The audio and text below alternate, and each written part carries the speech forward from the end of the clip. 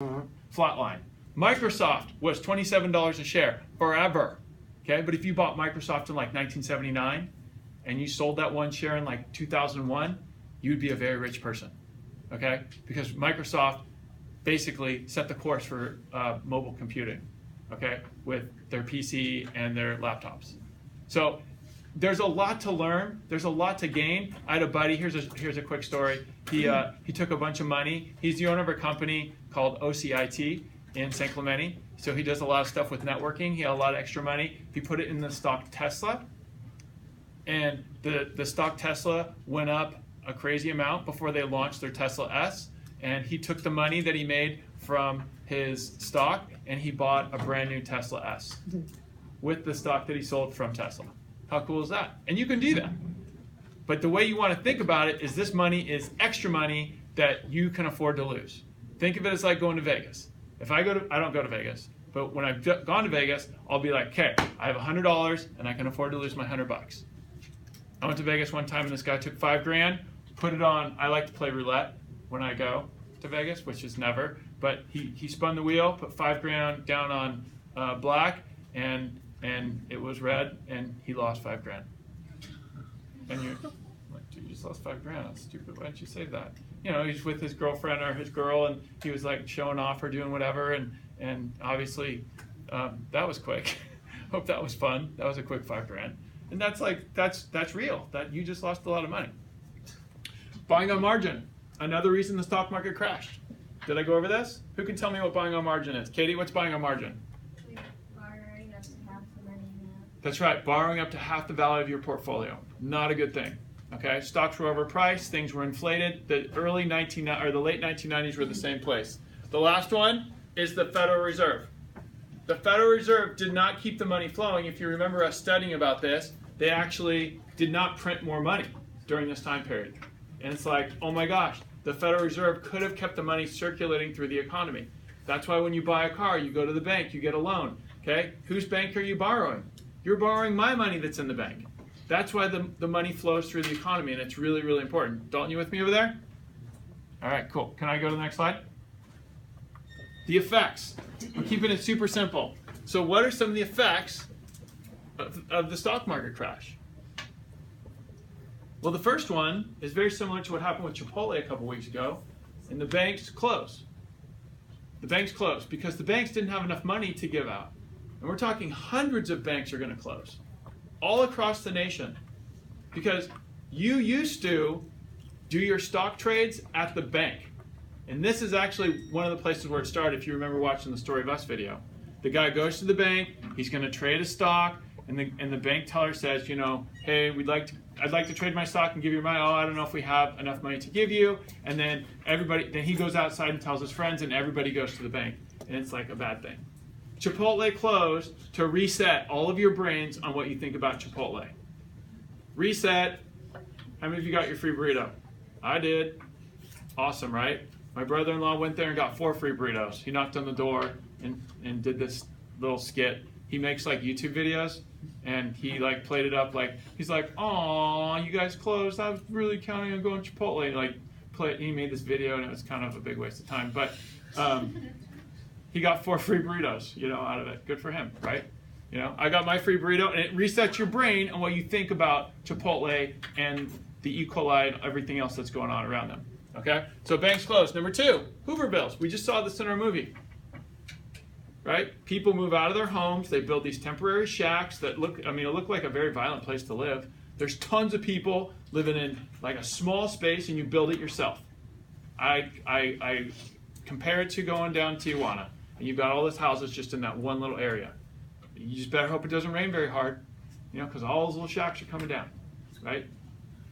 Another effect, farm distress, right? So if the market takes a lot of hits, the effects is going to be on the farmers, some of it, because the money's not flowing through the economy properly, right? People are hoarding their money. People are doing different things with their money. And so the farmers are going to get a lot of distress, right? And that's what's going to lead us to subsidizing the farmers, because the farmers aren't going to be able to produce. They had to destroy a lot of pigs and produce because, the prices got way too low. If you're selling strawberries for a penny a piece, you're not making any money. Farmers' approach to their farmland was, let's grow as much as we can, we'll go sell it, and whatever we have to destroy, get rid of, we get rid of. Nowadays, they make what people buy. I'm not going to make 50,000 eggs in hopes that people only buy 5,000 of them, destroy the rest. What a waste, right? So the government pays you to only produce 5,000 eggs. That's what they want. Another one, people are homeless. You saw this in the movie, right? Mike Wilson? And some of them by choice. They left their wives, they left their children. I mean, Jim Braddock was like that close, right? He was that close to being homeless, right? And that's a bad place. But this is definitely one of the effects. If you lost all your money in the stock market, I mean, Jim Braddock was smart. He invested in cabs of the city. He owned a taxi cab company. They even said that he invested in the stock market. Thank you, Alexander. And he was almost, he was almost homeless. He was right there. His money was in the stock market. But remember, I'll give you some lessons at the end. You don't want to invest all your money in the stock market. The one thing you want to know is you want to diversify your money. This is in your real life, right? You don't want to put all your money in the stock market. You don't want to have all your money in the bank, right? You don't want to have all your money in your house, right? Because we know all those things can fall apart. In your lifetime, all those things have gone up and crashed in your lifetime. And that's weird, right? Businesses go bankrupt. Another effect of the crash, right? So if people don't have any extra money, they're not going to go buy stuff at businesses. So that circular flow stops flowing. And the last one, people lost jobs, right? And it all comes down to the circular flow. People are freaking out. You got to lay people off. You want to have a contingency plan. I always tell my kids in my business classes and my virtual enterprise class, you want to have 3 to 5 sources of income. A lot of you are like, dude, I'm just trying to get one. In your real life, okay? In your real life. So that's post-college. Right now, your main goal is to figure out how to pay for college. How to pay for college, get out of college debt-free. So that way you have the freedom to do the job that you want to do. So you don't have to do the job that you have to do, if that makes sense to you. You don't want to do some crappy job and be stuck in a cubicle with your little red stapler, if you've seen the movie Office Space, right? That's a joke, you can smile, okay? Because I want you to do the thing that you love, that you're passionate about, that you're excited about, right? You don't want to just do something because you have to do it for money, right? Money's money. But if it feels good and you're like doing something, you're like, dude, I'm doing this because I enjoy doing this and I'm passionate about it and I want to be the best that I can be at doing this, okay?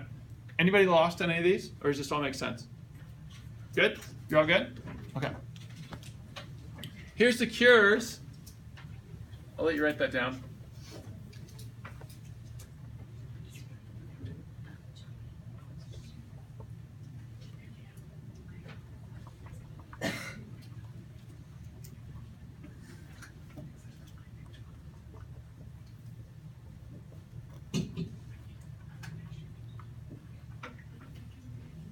I know it's hard to see. So the first one is FDR with his fireside chats, right? You can compare this to the movie, right? Where he gets on the level with his son and he talks to him. He's like, Jay, we don't steal. You know, why'd you steal? Why'd you do that? You know, the fireside chats is the same thing. FDR is getting on the level with the people in the nation and letting them know, here's what we're going to do. Here's our plan. And his plan was kind of ridiculous, but it was really simple. It's just putting people back to work. Get people doing something. Create art, build dams, do this, do that, plant trees, do whatever. Just go do something, right? What's the worst thing that a guy can have in his life that leads him to all sorts of trouble? Guys, come on, help me. You know those. Boredom, time. What's that? Too much time. Too much time. That's exactly right. Exactly right. If you are bored or you have just a lot of, it's called idle time, where you're just sitting around doing nothing, your friend texts you, hey, let's go burn what's in the dumpster. Oh, I got some dynamite. Oh yeah, bring the dynamite. Okay, that'll be fun. And then it gets worse from there. I'll just tell you this because it was just such a bad idea. When I was little, my friend and I used to, for 4th of July, every 4th of July, when fireworks were legal, we would make a bomb. So we would, not a bomb like you're thinking, we'd just take all the fireworks that we get and we'd like put all the, you know, whatever the stuff is inside there. What is it? Not gunpowder. Yeah, magnesium. It's some sort of element. So we just put it all together. We tie all the wicks together, and we have like this like bomb show. Well, one year we decided we were going to add some gasoline to it. Because we thought, now we're little. We're like 8, 9. We're just like, the parents are there, but we're just like doing stuff. And it was a really bad idea. We had lots of really bad ideas. And I don't recommend it. Don't do that. It didn't go well. The New Deal. The New Deal was all about, you already saw the New Deal agencies, right? The alphabet soup. The response. That was his idea. Let's just create, he worked through the night. His inaugural ball, he didn't go. FDR. Awesome. Love that. Because he was willing to do what other people weren't willing to do to get the nation back on its feet. What an incredible president, right? That he's willing to make those sacrifices. Pay the farmers not to produce. We're still doing this today. Stop producing. Stop growing as much stuff as you're growing so that we can actually get your prices back up to a manageable level. I mean, you ever get to a point where you have so much going on that you just like shut down? Who's had that happen? I'm at that like right now. Isn't it? And you almost need to take a step away and just be like for me, if I'm in that position, I can't function until I organize how I'm going to get everything done. I need to take a step away. If my desk is crazy unorganized, Cammie knows this about me. Okay, Marley's learning. If my desk is totally unorganized and there's papers everywhere, it completely stresses me out. And I can't get anything done because I'm like, dude, my desk. And I have a 30-foot desk over there. It's so long, and I use a lot of it. I have multiple aides. Cammie's probably one of, I would call her my lead aide. But Claire, super helpful. Okay, Claire's in charge of all the virtual enterprise classes. Everybody's got a specific job. Matt's my creative genius. So Matt's constantly creating things for me. It's funny, I have most of my aides in this room right now. And but I have to do it that way because I get too stressed out. And you have to be organized. I don't even know why we're talking about this, but whatever. Bank holidays. I'm not even going to explain it. Think Chipotle, right? Reset. Push the button. And FDR's in the radio. Everybody, put your money in the bank. Put your money in the bank. Take it out from your pillows and your mattresses. Not a good place to put it. It's not safe. It's not insured. And what he did, something you should know just for your own well-being for financial things, when you walk in the bank, you'll see the sticker. FDIC, Federal Deposit Insurance Corporation. That means your money is guaranteed, insured by our federal government up to $250,000. And if you're married, it's $500,000. Okay? Guaranteed you will get that money back.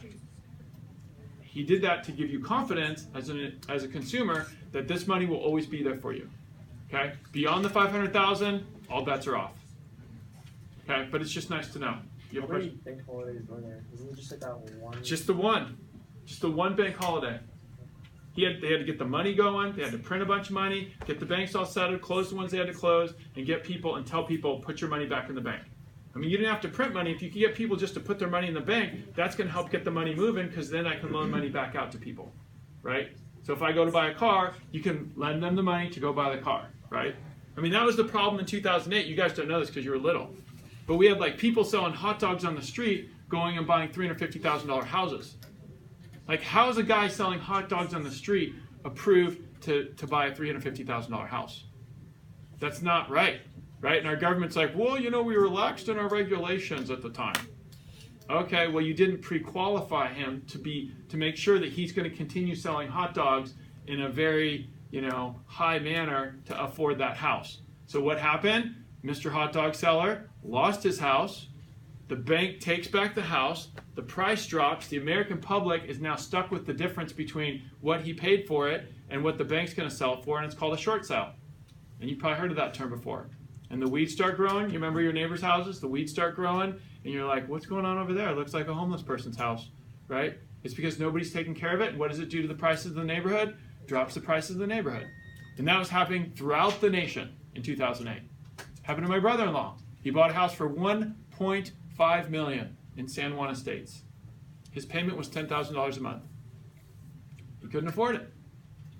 He sold the house. He short-sailed it. My dad helped him do it. He sold it for $800 and something thousand, and he stole a bunch of money. They worked it out. He had to pay some of the difference, and the guy that bought it got a great deal for a giant house, 4,000 square foot house, 5,000 square foot house on a 10 or 12,000 square foot lot with a pool and a spa and a full basketball court and a giant park-sized yard on the side. And that was the deal at the time. That's why you want to make sure you have money for opportunity with the stock market or the housing market.